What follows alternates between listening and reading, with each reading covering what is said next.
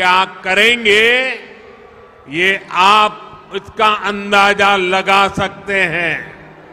NDA కూటమి ఏదైతే ఉన్నదో ప్రతి ఒక్క ఎన్డీఏ భాగస్వామిని కలుపుకుని ముందుకు వెళ్ళడంలోనే విశ్వాసాన్ని ప్రదర్శిస్తుంది. కానీ ఏదైతే ఇప్పుడు మనం ముందు చూస్తున్నామో, మన ముందుకు వచ్చినటువంటి ఇండియా కూటమి ఏదైతే మనం చూస్తున్నామో, ఆ కూటమిలో ఉన్నటువంటి వారందరూ కూడా ఒకరినొకరిని ఉపయోగించుకుని కేవలం అంతవరకే పరిమితం చేస్తూ యూజ్ అండ్ త్రో అంటే వాడి ఆ తర్వాత విసురు వేయడం మీదే వారి దృష్టి అంతా కేంద్రీకృతమై ఉంటుంది అని చెప్పి మనం అందరం కూడా గమనించాలి.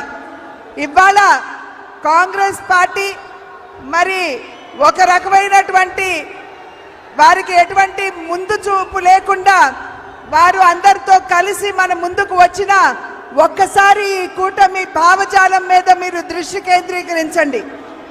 కేరళలో లెఫ్ట్ కావచ్చు, కాంగ్రెస్ కావచ్చు, ఒకరినొకరు ఏ విధంగా తిట్టుకుంటారో ఆడిపోసుకుంటారో ఒక్కసారి గమనించండి.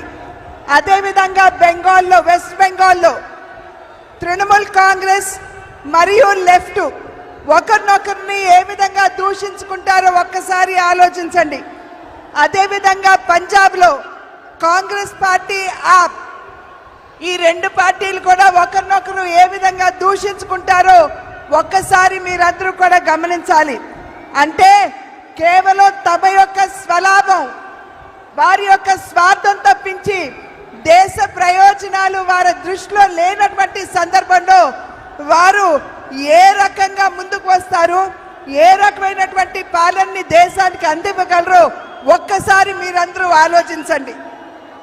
साथियों, मुझे याद है कि कैसे राम मंदिर के लोकार्पण पर्व के दिन पूरे राज्य में रामलला के फिर घर लौटने का उत्सव मना था। तेलुगु लोग कभी नहीं भूल सकते कि एनटीआर गारू कैसे वो भगवान राम और भगवान कृष्ण के रोल को जीवंत कर देते थे। उन्होंने जीवन भर किसानों और गरीबों के हक की लड़ाई लड़ी थी और इस वजह से उन्हें कांग्रेस के अत्याचारों को भी सहना पड़ा था। कांग्रेस ने हमेशा आंध्र प्रदेश के गौरव का अपमान किया है। ये हमारी सरकार है जिसने हमेशा आंध्र गौरव का सम्मान किया। पिछले वर्ष ही हमारी सरकार ने एनटीआर गारू के शताब्दी वर्ष पर स्मारक सिक्का जारी किया था। कुछ समय पहले ही एनडीए सरकार ने तेलुगु धरती के सपूत पीवी नरसिम्हा राव जी को भारत रत्न दिया। कांग्रेस ने कैसे उनका अपमान किया था मैं इसके विस्तार में नहीं जाना चाहता, लेकिन ये बीजेपी है, एनडीए है जो हमेशा पार्टी लाइन से ऊपर उठकर देश के लिए समर्पित नेताओं का सम्मान करती है। ఒక్కసారి మనం తిరిగి చూసుకున్నట్లయితే మనం ఇంతకు ముందే శ్రీరాముణ్ణి ఒక భవ్యమైనటువంటి మందిరాన్ని నిర్మాణం చేసి వారిని తీసుకుని వచ్చి అక్కడ పునఃప్రతిష్ఠ చేయడం జరిగింది. శ్రీరాముడి గురించి మనం ఒక్కసారి గుర్తు చేసుకున్నట్లయితే మన కళ్ళ ముందు సాక్షాత్కరించేది నందమూరి తారక రామారావు గారు.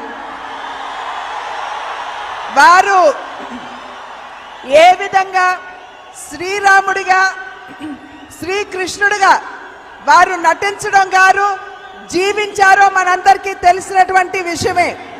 వారు నందమూరి తారక రామారావు గారు వారి జీవితాన్ని పేదల కోసం, రాష్ట్రంలో ఉన్నటువంటి రైతుల కోసం, వారి హక్కుల కోసం చేసినటువంటి పోరాటాన్ని, వారికి అందించినటువంటి సేవని ఇక్కడ మనం ఖచ్చితంగా గుర్తు చేసుకోవాలి.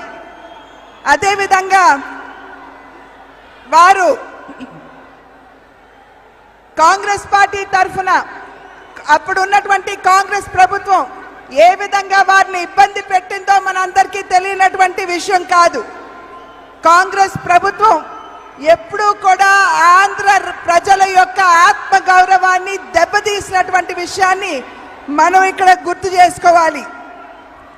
నేను మళ్ళీ మీకు గుర్తు చేస్తున్నాను, నందమూరి తారక రామారావు గారి 100 సంవత్సరాలు గడిచినటువంటి సందర్భంలో వెండి నాణాన్ని కూడా వారి పేరు మీద విడుదల చేయడం జరిగింది. ఇవాళ నేను మరి ఒక్కసారి మీ అందరికీ తెలియజేస్తున్నాను, ఆంధ్రుల యొక్క ముద్దు బిడ్డ అయినటువంటి శ్రీ పివి నరసింహారావు గారు వారికి మరి భారత రత్న ఇచ్చి గౌరవించింది కూడా ఎన్డీఏ ప్రభుత్వం అని చెప్పి మనం ఇక్కడ గమనించాలి. నరసింహారావు గారిని ఏ విధంగా కాంగ్రెస్ ప్రభుత్వం, కాంగ్రెస్ పార్టీ అవమానపరిచిందో మనందరికీ తెలిసినటువంటి విషయమే. కానీ భారతీయ జనతా పార్టీ నాయకత్వంలో ఉన్నటువంటి ఎన్డీఏ ప్రభుత్వం ఎప్పుడూ కూడా పార్టీలకు అతీతంగా ఎక్కడైనా సరే భారతదేశం ముద్దు బిడ్డలుంటే వారందరినీ కూడా గౌరవించుకునే దిశగా ఎన్డీఏ ఎప్పుడూ అడుగులు వేస్తుంది. साथियों, आंध्र प्रदेश के लोग इस चुनाव में 2 बड़े संकल्प लेकर के आगे बढ़ रहे हैं। पहला, लोगों ने तय कर लिया है कि वो दिल्ली में एनडीए सरकार को वापस लाकर रहेंगे। दूसरा, यहां के लोग राज्य सरकार से इतना आक्रोशित है कि उसे हटाने का मन बना चुके हैं। यहां राज्य सरकार के मंत्रियों में एक दूसरे से ज्यादा भ्रष्टाचार करने का कंपटीशन चल रहा है।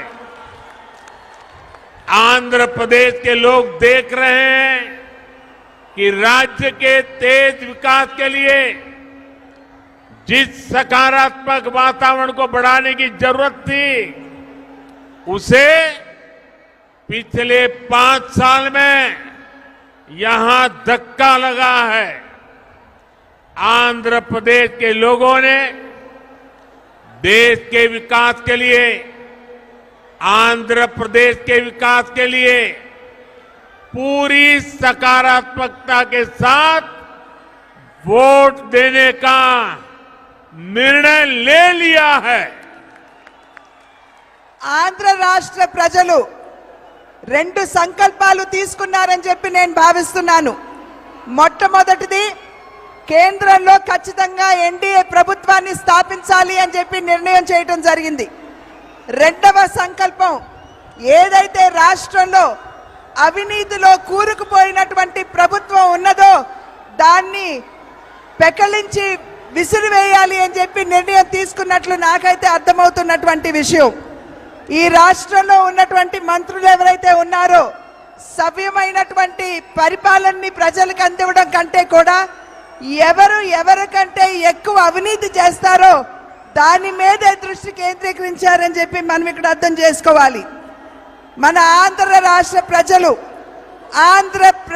ఆంధ్రప్రదేశ్ యొక్క వికాసం, అభివృద్ధి కనుక మనం ఆకాంక్షించినట్లయితే ఇక్కడ ఖచ్చితంగా ప్రతి ఒక్కరూ కూడా ముందుకు వచ్చి ఓటు వేయాలి. ఈ 5 సంవత్సరాల కాలంలో ఆంధ్ర రాష్ట్ర అభివృద్ధి సంపూర్ణంగా కుంటుపడింది అని చెప్పి నేను మీకు చెప్పనవసరం లేదు. ఆంధ్ర రాష్ట్ర ప్రజలు అటు దేశం, అదేవిధంగా ఇటు ఆంధ్ర రాష్ట్ర అభివృద్ధి కనుక ఆకాంక్షించినట్లయితే ఖచ్చితంగా ఈ ఎన్నికల్లో మీరందరూ ముందుకు వచ్చి ఓటు వేయాలి అని చెప్పి నేను అభ్యర్థిస్తున్నాను.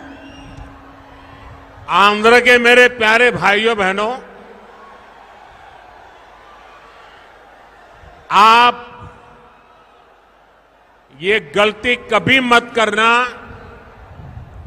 कि आंध्र में जगन की पार्टी और कांग्रेस पार्टी अलग है।